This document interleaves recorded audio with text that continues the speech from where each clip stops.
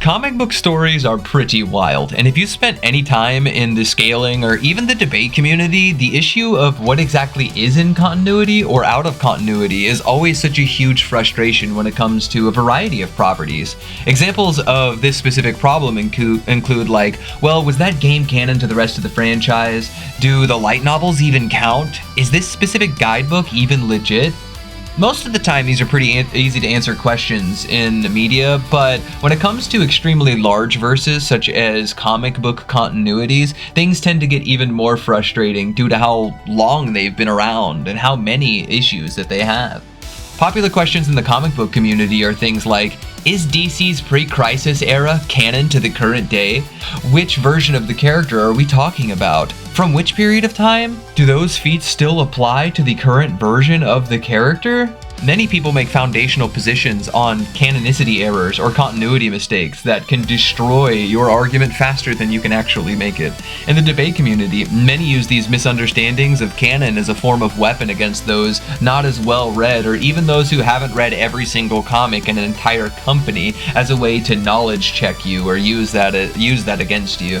But today, I give you my opinions on the concepts of separate canon theory, also known as cosmological splits or cosmology splits, and inform you guys on whether or not you should utilize these concepts whenever it comes to scaling a variety of different verses, be it DC or otherwise. But what's up, guys? It's me, Lumos Theromax, and before we go any further talking about all this mega weeb jazz, be sure to hit the like and subscribe button down low, man. It's the best way to help support my content as it throws me in the algorithm, and if you really do want to support me financially, man, consider becoming a Theromax Corps member. It's the only way this content really happens for the most part, because I'm still a human with a full-time job, and who knows, maybe I'll make this full-time someday. But with no further ado, let's get straight back into it. The word canon. Well, what exactly does it mean? And no, not like a literal exploding weapon. No, I'm referring to the term canon or canonicity, the way it's used inside comic books. And here are the two definitions as stated by Oxford's dictionary. Definition 1, a general law, rule, or principle, or criterion by which something is judged. Definition 2, a collection or list of sacred books accepted as genuine. Now, most of the time, I tend not to rely on dictionary definitions, as each field in reality has very specific definitions for different terms, but people openly focus on the second definition of the word whenever it comes to like scaling or even debate people in reference to like comics or manga continuities. These factions have co-opted the word to basically mean something pretty similar to that second mainstream definition, but with a far nerdier twist. Basically, it's what specific materials or stories are in an overarching storyline that are considered legitimate or a part of the actual story that's happening. Defining an exact canon can be pretty easy depending on verse, but everyone has a different standard or preference whenever it comes to what exactly is counted as canon. Take, for example, everyone's absolute favorite canonicity problem, Star Wars, whenever it comes to Disney. So basically in Disney canon, we have things kind of separated out in two separate ways. So the Disney canon is pretty much all the mainline Star Wars movies, the Clone Wars, animated series, associated, pretty much anything like Disney puts out, right?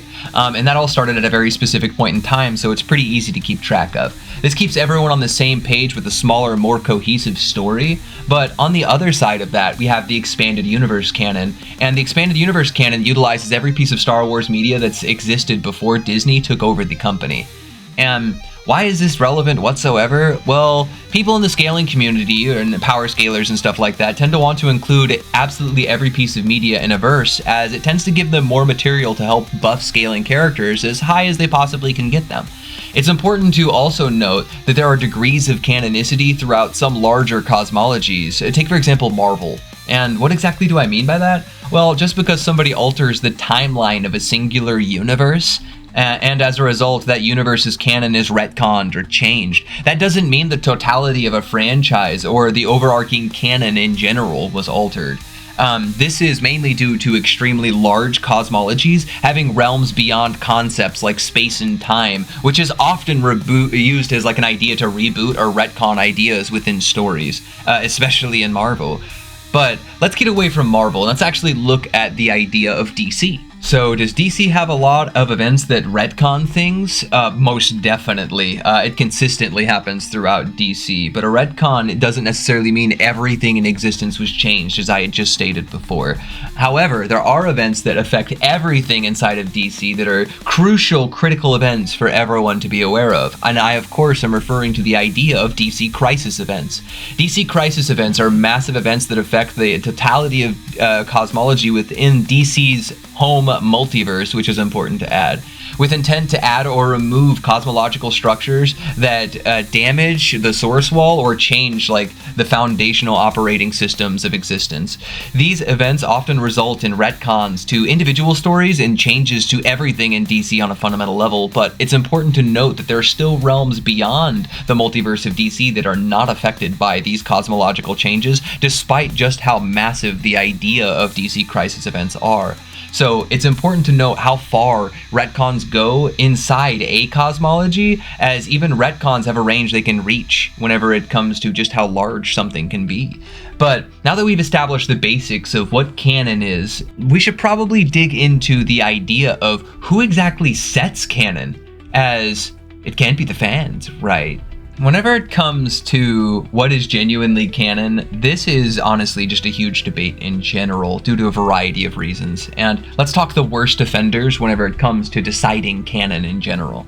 Headcanon, of course. Well, what is a headcanon? Well, you strap a cannon to your head. No, I'm just kidding. I'm not actually going that direction. Headcanon refers to something that a fan imagines to be true about a character, even though there's no information supporting that belief directly within like the events of a story. Sometimes that involves like filling your own explanation in for a character's motivation that seems out of character, or even projecting aspects onto a character to make them more relatable to you or make the story more desirable in your opinion. Many people decide to make up their own headcanons, and it's easy to fall prey to those preaching those ideas. YouTubers, unfortunately, are a big problem in this department, the fan theorists and stuff like that. Now, there's nothing wrong with having a headcanon or a theory that is something that even winds up to be true. However, just keep in mind, it's only a theory until it's proven otherwise. It's very important to keep theories separate when we're talking about objectivity or like the facts of a story. Or you could find yourself relying on assumptions based on your biases for basically just brownie points for you to look good in front of other people, and no one actually wants that who's like a good person. Headcanon has absolutely no level of canonicity whatsoever outside of speculation on the subject, but who doesn't like to sit down and enjoy a solid theory, man? So, if the fans making up headcanons does not count as defining a genuine canon, then who exactly decides what is canon? Unfortunately, we gotta talk about the material owners. And what's the materials here? Well, the materials would be anything that contains story that is being produced and sent out to people.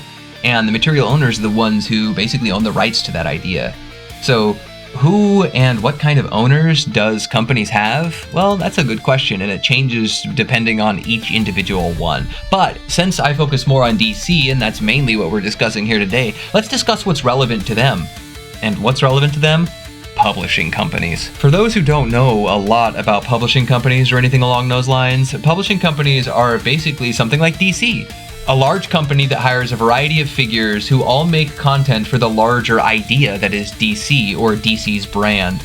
Although authors are indeed hired to write stories and even create characters, it's the publishing company that paid them to do so and ultimately controls anything happening to those characters or the stories that they happen to exist in. And that's how it's published in general, right? That's why it has the DC logo on there, as they are the ultimate authority on telling you what is, what has changed or been altered inside their property, even if it's something they choose to do retroactively. They also hire things like editors to keep things in line with their own personal expectations of their products. This is a lot of the times why you don't see Superman like suddenly just like cheating on Lois Lane or like doing things way out of character that wouldn't make any sense.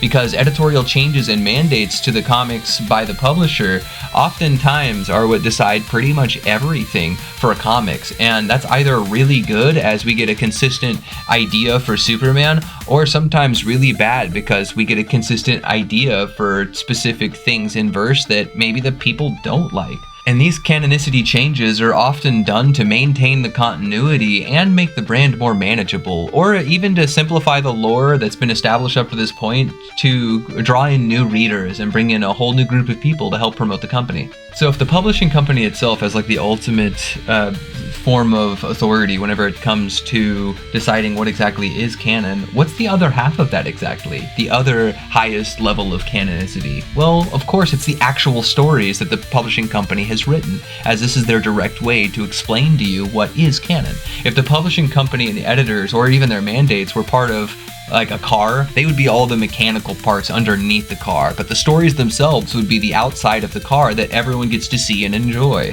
and use. Stories in verse directly establish changes to their entire brand as a whole and are the best form of content to use as a reference. The newer content typically sets whatever the publishing company decides to establish as the canon and is their conduit for doing so. The stories and references to them are often the easiest way to prove it is canon in smaller verses, but as mentioned before, in larger verses like DC, sometimes it's hard to prove that something like that is 100% in a timeline or something along those lines. This is why people reach out to those who directly write the stories for context, you know, the authors. So if we have both the story and the publishing company being the ultimate forms of authority, what's up with authors then, right? Don't they write the story? Where do they fit into this equation?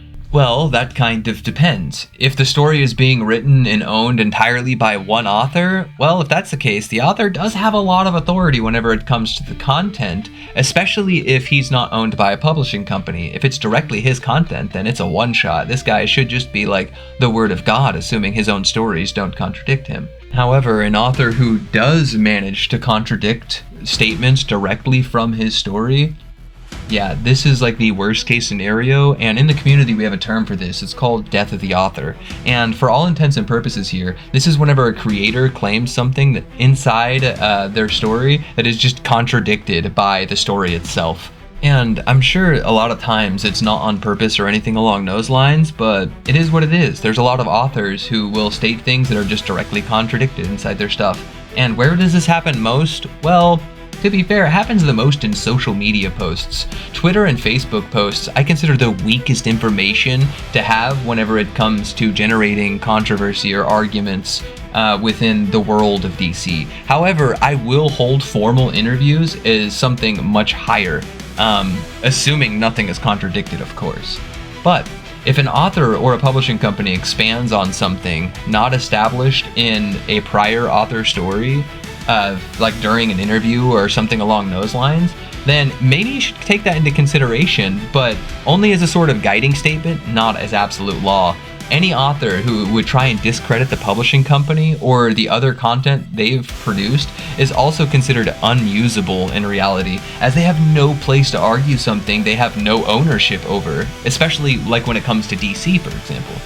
Authors are one of the most frustrating things to gauge validity from, but it always comes from the media they write first, and then if you are out of options, then take the statements they make, but with a grain of salt. Well, if that's the case, what happens when multiple authors' works, all from the same publishing company, happen to contradict? Well, assuming that they're in the same property, as I said, I would take more recent content over older content, as this content passed any form of editorial the company currently has and perceives as viable. Even if you perceive it as a direct retcon, it doesn't change the fact that it may have just always been this case within the actual canon itself. Even if it was stated otherwise, maybe you just found out the truth of the matter versus your assumption of the matter. Take for example the idea of like what we understand real world cosmology to be. We used to think Earth was only like the sun revolved around the Earth, right? That was what we knew to be true at the time. But then later on, we found out that the Earth actually revolves around the sun, and we updated things, right? I wouldn't consider any of those people lying. They were just using the best information they had at the time. And this is a huge misconception that a lot of people use against DC in general. Remember those crisis events that we talked about before? The really crazy ones that nuke part of DC cosmology or even add large chunks to them? Most of them had different writers who claimed different things about what exactly occurred or what about the structure of the multiverse was in the media that they had worked on. As a result, the community wishes to separate canons of DC into segments, claiming they have radically different cosmologies, as this helps simplify very difficult conversations and keeps people from arguing over which author is more valid than others, despite it being a dumb conversation in the first place. In most verses, separate canon theory is actually something that happens to be applicable, but you cannot do so in the modern day of DC. Why? Well, there's like 1,000 things already implying or stating that separate canon theory just does not exist inside of DC. And there might be a few misconceptions that run around, but maybe you need something a bit more. Maybe we need to cut the head off of the snake before things get too ridiculous. So, I think I'll be addressing that in the next video, known as the death of DC separate canon theory.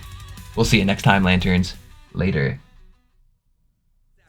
You'll join my list of dead after I tear you in half. And I laughed at the thought of them controlling me. I'm the ultimate dragon that spawned everything. I resist in the